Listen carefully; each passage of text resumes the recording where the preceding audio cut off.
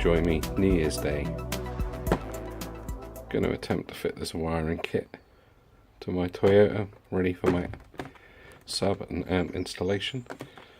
It seems the car from factory has basically got a wire tuck. All the wires go on the inner part of the wings. So yeah, this may be a bit of a pig, but let's get on. Right, the plan was to route the wires through the inner wing out under the bottom of the dash, but I actually have to go through a hole about that big on the inner part of the bodywork, about 6 inches up from the corner. So unless I take the wing off, the splash guard under the wing off, and the lower part of the dash, it's not going to happen. So I'm going to go through the lower grommet down there. I just put a tiny nick in it. That comes straight out into the footwell, so let's do that. There you go. Cable is through.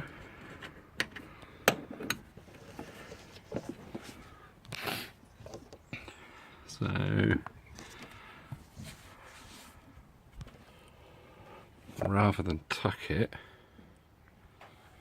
I may actually just,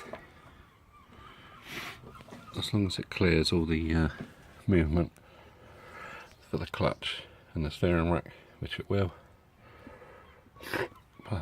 Still got a cold. I think I'll run it up underneath and across to there. If I run it along the underside of that and put cable ties on there, you won't even see it. That's the theory. Right, let's go to the inside of the car. Right, inside the car. Hard to see, but that's where the cable comes through. Toyota very kindly, in their wisdom, 24 years ago, put all this tubing in. So I'm hoping I can just push the cable through. So let's give that a go, see if it reaches the boot. Right, I'm going to try by cable tying all of the cables together and put them through. May not work, probably won't, because everything's really difficult, but let's give it a whiz. Right, spaghetti. I'm also going to run through some rear speaker wires, flat ones, whilst I've got all the trim up. I haven't really got a location for the rear speakers yet without butchering the little rear shelf, which I don't really want to do, but I'll put the cables through anyway, so they're in for future use if I need to. And as I say, probably in a year or two, when I strip the interior, this will all come out anyway, or it may not do. We'll see. Right, let's get on. Well, I've never seen my boot so dusty. This worked, joining them together.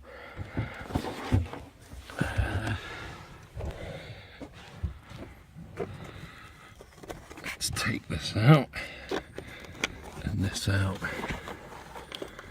Yep. And there's the rear speaker cables. There is scope to put the speakers here, like I say. So I'll pull the cable through.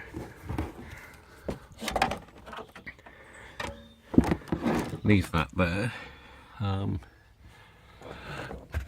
Obviously, the cables on the amp, or the location for the cables to go on the amp, is on the driver's side. So maybe I should have routed it down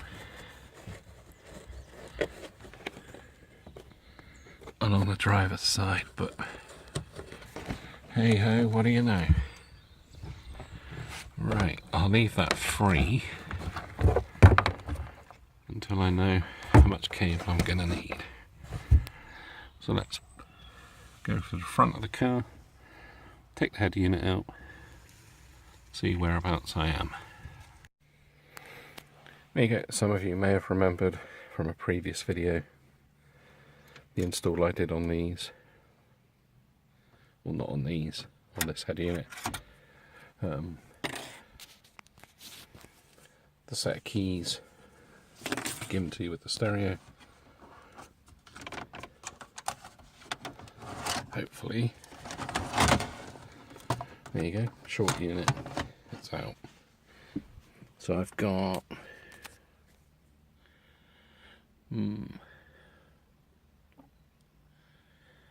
sub out and rear out, okay. So I don't need to route the speaker cables. Okay, that's cool. Right, let's get these RCA cable routed up round and the remote to turn the sub on and off. So, cables are in. I've loosely tied them up. Yeah, really impressed with this routing that Toyota provide. I've got to tidy it up, clip it back. The cables all run all the way through. I got a bit of tidying to do in the boot. Then I have to install a fuse on the main power feed to the amp, also the ground, wire the remote to the head unit. Yeah, job should be a good one. Fingers crossed. There we go. All tucked away nicely. Carpets back in. Cables are routed in the boot. Rear tunnelling is done. Yeah, I think I'll do the power feed cable, put the amp in, and then obviously not plug it in yet, but do a little bit more.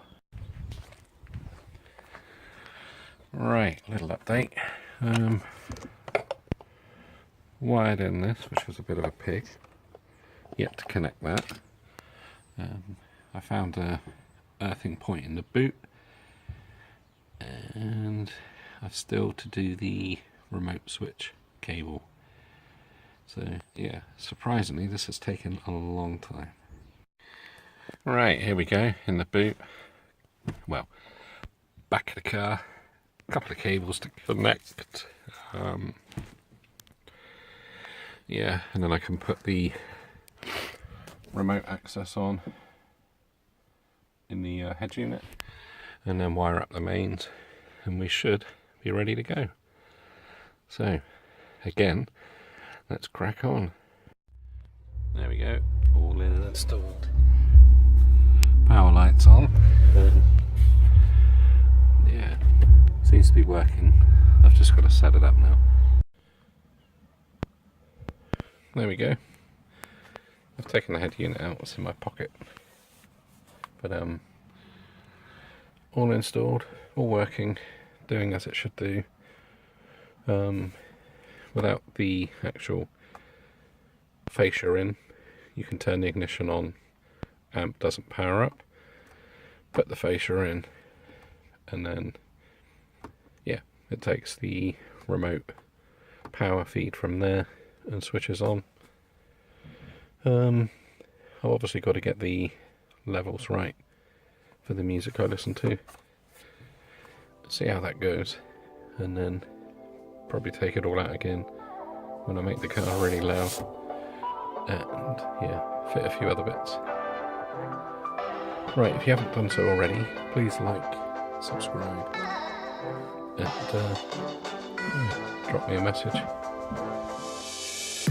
Share some ideas, thoughts and things, leave comments, whatever you want to do. Cheers.